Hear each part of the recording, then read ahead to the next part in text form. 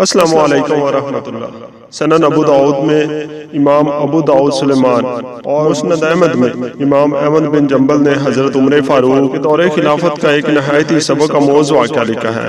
ایک دفعہ داماد مصطفیٰ حضرت علی شیر خدا مسجد نبوی کے قریب سے گزر رہے تھے۔ آپ نے دیکھا کہ کچھ لوگ ایک خوبصورت جوان لڑکی کو گھسیٹ کر لے جا رہے ہیں، جبکہ وہ شور مچا رہی ہے کہ میں بے قصور ہوں، اللہ کا واسطہ ہے مجھے چھوڑ دو۔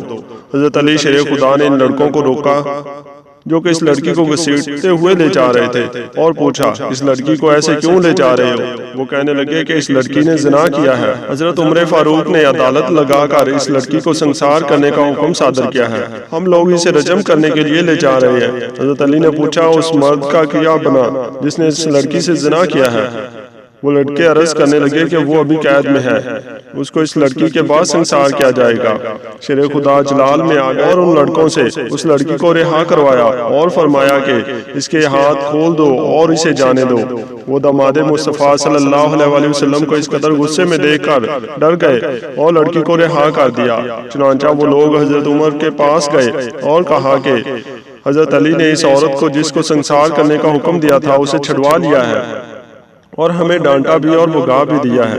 حضرت عمر فرمانے لگے، اگر یہ کام علی نے کیا ہے تو ضرور اس میں کوئی نہ کوئی حکمت ہوگی۔ چنانچہ ساری عدالت حضرت علی کے آنے کا انتظار کرنے لگی۔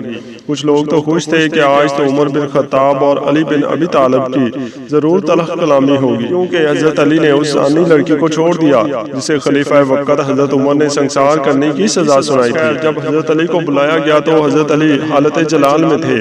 حضرت عمر نے پوچھا، علی کیا بات ہے، تم نے ان لوگوں کو واپس بھیج دیا اور ان کو اور اس بدکردار عورت پر حد قائم کرنے سے منع کر دیا؟ حضرت علی شیر خدا نے فرمایا، کیا آپ نے رسول اللہ صلی اللہ علیہ وسلم کا یہ ارشاد نہیں سنا؟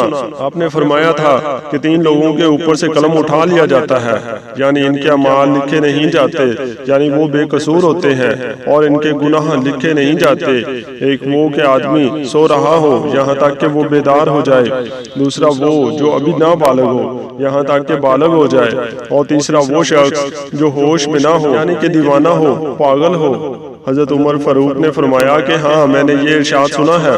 تو حضرت علی نے مسکراتے ہوئے کہا، اس عورت کو کبھی دیوانے پن کے دورے پڑتے ہیں اور یہ اپنا ہوش کھو بیٹھتی ہے۔ مجھے یقین ہے کہ وہ آدمی جس نے اس کے ساتھ زنا کیا ہے، اس نے اس لڑکی کے دیوانے پن کا فائدہ اٹھایا ہوگا۔